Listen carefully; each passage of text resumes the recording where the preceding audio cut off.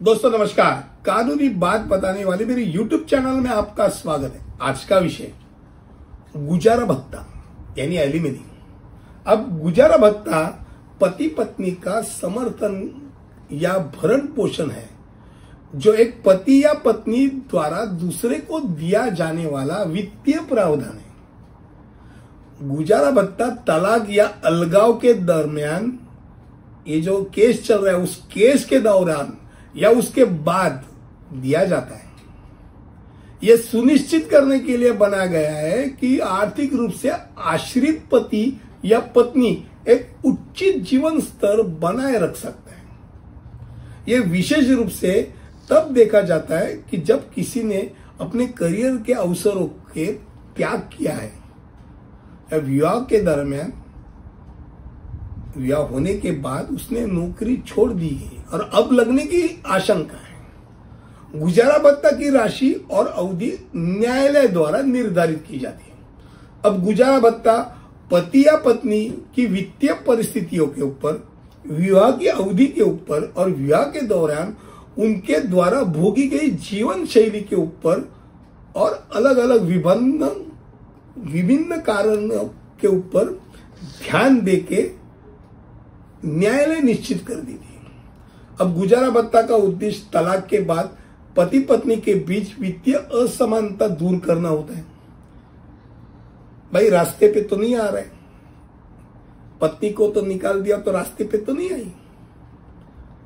या आश्रित पति या पत्नी को स्वतंत्र बनने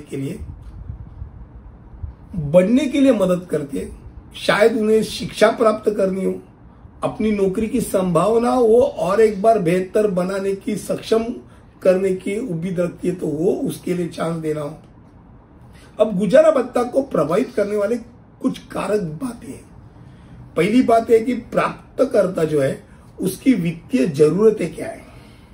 भाई न्यायालय प्राप्तकर्ता की आय व्यय और विवाह के दौरान उसका जीवन स्तर उसका विचार करता है। अब दूसरी बात, पति या पत्नी की वित्तीय क्षमता का भुगतान। भाई न्यायालय गुजारा भत्ता देने वाले पति या पत्नी की आय, संपत्ति और ऋणों का ध्यान देता है और यह नजरअंदाज करता है कि गुजारा भत्ता देने की क्षमता उसमें कितनी है, उसका आकलन करती है। और नंबर 3, विवाह का अवधि। भाई लंबे समय तक जो विवाह चालू है और ऐसे विवाह के बाद जब पत्नी घर छोड़ रही है तो उसको जो गुजारा भत्ता दिया जाता है वो ज्यादा ही जाता है। बल्कि 1-2 महीने या 2 साल के अंदर जिसने शादी करके वो निकल रही है घर से तो उसको गुजारा भत्ता कम मिल सकता है। विवाह में उसका योगदान क्या है, उस जो विवाह हुआ है उसमें उसका योगदान कितना है वो घर में ये देखा जाता है। उसके साथ कौन कौन है।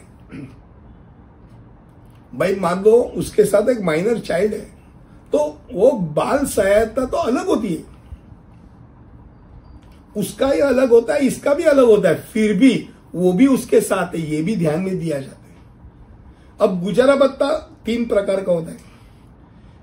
एक है तो परमानेंट एलिमनी, उसको बोला जाता है हर महीने आपको इतना पैसा देना है, वो स्थायी गुजारा भत्ता है।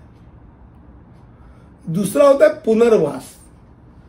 वो पुनर्वास गुजारा भत्ता उसको पुनर्वसन करने के लिए रिहेबिलिटेटिव एलिमनी होता है, कुछ महीनों के लिए, कुछ सीमित अवधि के लिए होता है। और लास्ट होता है वो एक मुश्त गुजारा भत्ता जो 1 टाइम एलिमनी होता है, जो म्यूचुअल कंसेंट में एक ही 10 लाख दो और दूर हो जाओ, ये होता है।